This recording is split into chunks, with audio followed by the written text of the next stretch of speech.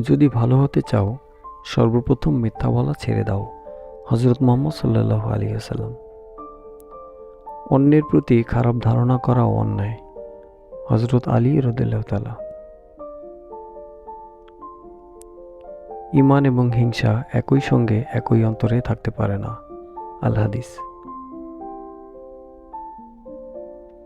পাপ মানুষের জ্ঞান কেড়ে নেয়, অর্থাৎ সে যা জানত তা ভুলে যায়। যার অন্তরে সরিষার দানা পরিমাণ ঈমান থাকবে সে জাহান্নামে প্রবেশ করবে না। হযরত মুহাম্মদ সাল্লাল্লাহু আলাইহি ওয়াসাল্লাম। সমস্যা সবারই আছে, তবে ভাগ্যবান তারাই যারা আল্লাহর উপর ভরসা রাখে।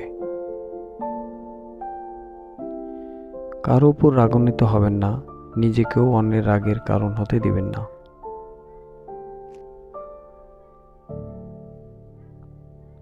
আজান শুনে আরামের ঘুম ত্যাগ করে নামাজ পড়তে যাওয়াই হলো ভালোবাসা।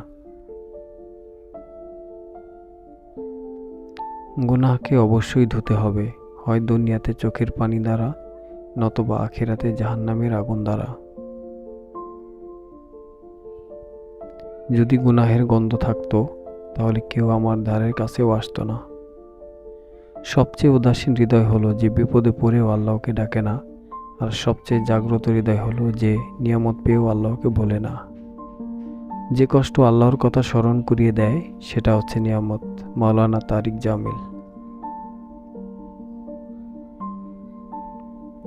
ভিডিওটি দেখার জন্য অসংখ্য ধন্যবাদ। এরকম আরও সুন্দর সুন্দর ভিডিও পেতে আমাদের চ্যানেলটি সাবস্ক্রাইব করে পাশেই থাকুন। আপনার ইহকাল এবং পরকাল সুন্দর হোক। আসসালামু আলাইকুম ওয়া রাহমাতুল্লাহি ওয়া বারাকাতুহু।